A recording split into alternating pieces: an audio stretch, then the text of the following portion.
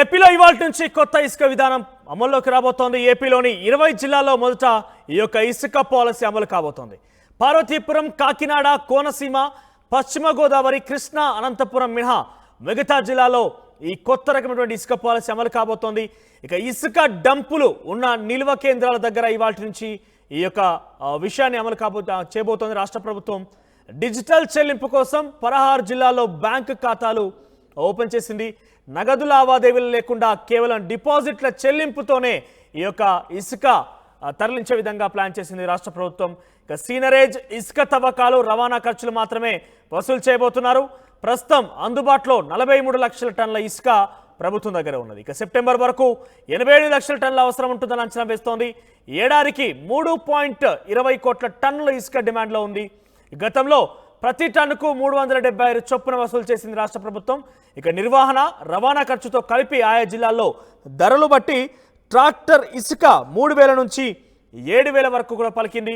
కొత్త విధానంలో ఇలా సీనరేజ్ కింద టన్నుకు 88 రూపాయలని, ఇసుక తవ్వినందుకు కాంట్రాక్ట్ సంస్థలు జేసీకేసీ ప్రతిమ కూడా కనబడుతున్నాయి. ఇక టన్నుకు 30 చొప్పున వసూలు చేయబోతున్నారు. బోట్మెంట్ సొసైటీల ద్వారా తవ్వితే టన్నుకు 225 రూపాయలు. ఉభయ గోదావరి, గుంటూరు జిల్లాలో మాత్రమే 225 రూపాయలు ఉండబోతోంది. ఇక రీచ్ నుంచి దూరంగా ఉన్న నిల్వ కేంద్రానికి తరలిస్తే రవాణా ఖర్చు కింద టన్నుకు కిలోమీటర్కు రూపాయలు 4.9 సుమారుగా 5 రూపాయల చొప్పున వసూలు చేసే అవకాశం కనబడుతోంది. నిర్వహణ ఖర్చు కింద టన్నుకు 20 రూపాయలు వసూలు చేయబోతున్నారు. వీటన్నిటికీ కలిపి 18% జీఎస్టీ వేస్తారు. ఇలా అన్నీ కలిపి ఆయా స్టాక్ పాయింట్లలో ఇసుక ఎంత అనేది కలెక్టర్ నిర్ధారిస్తారు. ఆన్లైన్లో ప్రజలు నేరుగా బుక్ చేసుకోవచ్చు. డిపో దగ్గరకు లారీ, ట్రాక్టర్, ఎడ్ల బండి వంటి వాహనాలు తీసుకొని వచ్చి ఇసుకను తీసుకెళ్లొచ్చు. రోజుకు ఒక్కొక్కరికి సగటున 20 టన్నులు మాత్రమే ఇసుక సరఫరా దొరకబోతోంది. రాష్ట్ర వ్యాప్తంగా 83 B1 కేటగిరీ రీచ్ల పరిధిలో ఇసుక డిపోలు ఉన్నాయి. ఇక 18 జిల్లాలో ప్రతిమ, ఇన్ఫ్రా, 8 జిల్లాల్లో జేసీకేసీ కంపెనీ నియంత్రిస్తోంది. ఇక నదుల్లో ఇసుక అక్రమ రవాణా తవ్వకాలు చేయకుండా నిల్వ కేంద్రాల్లో సీసీటీవీల పర్యవేక్షణ, సీనరేజ్ కింద వసూలు చేసే 88 రూపాయలని జిల్లా, మండల పరిషత్, గ్రామ పంచాయతీ ఖాతాలకు ప్రతి నెల జమ చేయబోతున్నారు. నిర్వహణ ఖర్చు కింద టన్నుకు 20 చొప్పున తీసుకునే సొమ్మును వేబిల్లు కొనుగోలు, సెక్యూరిటీ సిబ్బంది ఏర్పాటు, మున్ముందు రీచ్ల పర్యావరణ అనుమతుల కోసం ఫీజులు చెల్లించేందుకు వినియోగిస్తారు. సో ఓవరాల్గా కొత్త రకం ఇసుక పాలసీ అమల్లోకి రాబోతోంది. దీనికి సంబంధించి మరింత సమాచారం మా ప్రతినిధి మణికుమార్ అందిస్తారు. దానికంటే ముందు ఒకసారి అక్కడ కొల్లు రవీంద్ర మాట్లాడారు, సమాజ శాఖ మంత్రి ఏం మాట్లాడారు చూద్దాం. కాదండి, స్టాక్ పాయింట్స్ ఉన్నాయి. 120 స్టాక్ పాయింట్స్ని వాళ్ళు ఐడెంటిఫై చేయడం. 120 స్టాక్ పాయింట్స్లో ఇవాళ శాండ్ అవైలబుల్ ఉంది. అక్కడక్కడ ఉన్నటువంటి పరిస్థితులు బట్టి అది అక్కడ ఉన్నటువంటి ఏడీలు, డీడీలు దాన్ని ఎస్టిమేట్ చేయడం జరిగింది ఎంత ఉంది అనేది. దాన్ని ఇమ్మీడియట్గా రేపటి నుంచి లేకపోతే ఎల్లుండి నుంచో దాన్ని ముఖ్యమంత్రి గారి ఆదేశానుసారం రిలీజ్ చేయడం జరుగుతుంది. ఉచితంగా ఇసుక వాళ్ళు ఎక్కడ కావాలంటే అక్కడికి వెళ్ళి వాళ్ళు ఏ వెహికల్లో తెచ్చుకుంటే ఆ వెహికల్లో అక్కడ నమోదు చేసుకుని అక్కడ సీనరైజ్ కట్టుకుని లోడింగ్ ఛార్జ్ కట్టుకుని డైరెక్ట్గా వాళ్ళు శాండ్ తెచ్చుకుని పని చేసుకోవచ్చు. గత ప్రభుత్వంలో అయితే ఆన్లైన్లో కట్టాలి, వాడు ఎప్పుడు పిలుస్తాడో తెలీదు. సైట్ ఏమో ఊరికి అలా చిటుకుమని ఆన్ అయినది చిటుకుమని ఎగిరిపోయేది. ఈ బ్లాక్ మార్కెట్లో ఎత్తుకోవాల్సినటువంటి పరిస్థితి వచ్చేది. 475 రూపాయలు టన్ను ఇసుక 475 రూపాయలు కొనుక్కోవాల్సి వచ్చిన పరిస్థితి వచ్చింది. మళ్ళీ ట్రాన్స్పోర్టేషన్ అన్నీ ఎక్స్ట్రా. కానీ ఇవాళ ఒక్క పైసా కూడా ప్రభుత్వం వసూలు చేయకుండా ఫ్రీగా శాండ్ ఇస్తూ ఉంది. కన్స్ట్రక్షన్ ఇవాళ చాలా వేగవంతంగా పరిగెట్టడానికి చాలా అవకాశాలు ఉన్నాయి. ఇది చాలా శుభపరిణామం అని కూడా తెలియజేసుకుంటూ గైడ్లైన్స్ అన్నీ కూడా రేపు ఎల్లుండిలో మొత్తం కూడా నిన్ననే వీడియో కాన్ఫరెన్స్లో అధికారులందరూ కూడా ఇన్స్ట్రక్షన్స్ ఇవ్వడం జరిగింది. రీచ్లు ఐడెంటిఫై చేశారు. దాదాపు 43 లక్షల టన్నుల శాండ్ ఇవాళ అవైలబుల్గా ఉంది. ఇది కాకుండా నదుల్లో ఉన్నటువంటి ఏదైతే షిల్ట్ ఉందో ఆ షిల్ట్ కూడా తీసేదానికి అవకాశం ఉంది. మొత్తం 1 కోటి టన్నుల శాండ్ని రాబోయే 3 నెలల్లో ప్రజలకు అందుబాటులో ఉంచాలనేది రాష్ట్ర ప్రభుత్వ లక్ష్యం. దానికి తగిన విధంగా అన్ని ఏర్పాట్లు కూడా చేయడం జరుగుతుంది. దాని మీద పోలీస్ అధికారులు విచారణ చేస్తున్నారు. దాన్ని వేరే డిపార్ట్మెంట్స్ చూస్తున్నాయి. పొల్యూషన్ కంట్రోల్ బోర్డుకి సంబంధించింది, సమీర్ శర్మ గారికి సంబంధించినటువంటి వాళ్ళని చెప్పి వాళ్ళని ఇంట్రాగేట్ చేస్తున్నారు. అంతా కూడా చాలా ఉన్నాయి, చాలా విషయాలు ఉన్నాయి. అధికారులు తప్పిదాలు ఉన్నాయి, దాంట్లో పాలకులు చేయించిన తప్పిదాలు ఉన్నాయి. వాళ్ళందరినీ కూడా రాబోయే కాలంలో ఒకటొకటి బయటకు తీస్తాం. కాదండి. ఆంధ్రప్రదేశ్ నూతన ఉచిత ఇసుక విధానం అమల్లోకి రానుంది. ఎన్నికలకు ముందు చంద్రబాబు నాయుడు ఇచ్చినటువంటి హామీ ప్రకారం గెలిచిన తర్వాత కూటమిగా గెలిచిన తర్వాత ఇప్పుడు ఇసుక విధానం మీద నూతన విధానాన్ని తీసుకొచ్చారు. ఈ నేపథ్యంలో రేపటి నుంచి జూలై 8 నుంచి కూడా ఇసుకలో నూతన విధానాన్ని తీసుకొస్తున్నారు. ప్రస్తుతం మనం తాడేపల్లిలోని ఉన్నటువంటి గుండెమెడ స్టాక్ పాయింట్ వద్ద ఉన్నాము. ఇక్కడ మనం చూడొచ్చు, ఇక్కడి నుంచే రేపటి నుంచి కూడా రేపు ఉదయం నుంచి కూడా ఇసుక విధానం ఇక్కడి నుంచి అమలు కానుంది.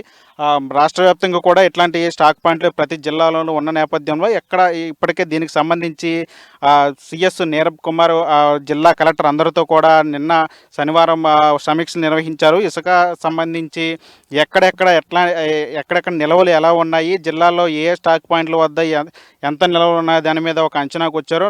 రాష్ట్రం మొత్తం మీద కూడా ప్రస్తుతం ఉన్నటువంటి ఇసుక రీచుల్లో అదేవిధంగా స్టాక్ పాయింట్ల వద్ద 43 లక్షల టన్నుల ఇసుక అందుబాటులో ఉన్నట్టు తెలుస్తుంది. ఇదంతా ప్రస్తుతం ఉన్న ఈ 43 లక్షల ఇసుకను రేపు ఉదయం నుంచి కూడా ప్రజలందరూ కూడా ఉచితంగా అందించనున్నారు. ఈ గత ప్రభుత్వంలో చూసుకుంటే 2019లో వైసీపీ ప్రభుత్వం అప్పుడు అధికారంలోకి వచ్చిన మొదటి ఏడాదిలోనే ఇసుక సంబంధించి పూర్తిగా ప్రజలకు అందని పరిస్థితి. ఎక్కడికక్కడ ఇసుక అందక నిర్మాణ రంగం ఒక పక్క కుదేలైతే కార్మికులు నిర్మాణ రంగం మీద ఆధారపడి జీవించేటువంటి కార్మికులకు కూడా పెద్ద ఎత్తున కూడా వాళ్ళకు కూడా రోడ్డు మీద పడిన పరిస్థితి వచ్చింది. చాలామంది కార్మికులు రాష్ట్రాలను విడిచి వలస వెళ్ళిపోయిన పరిస్థితి కూడా ఉంది. 2019 నుంచే ఆ పరిస్థితి ఉన్న నేపథ్యంలో ఈ 5 ఏళ్ళు కూడా దాదాపు అట్లాంటి పరిస్థితి కనిపించింది. 2019 మొదటి ఏడాది అయితే ఇంకా విపరీతంగా ఇసుక కొరత ఉండేది. తర్వాత వచ్చిన కరోనా నేపథ్యంలో కూడా ఎక్కడికక్కడ నిర్మాణ రంగాలు అన్నీ కూడా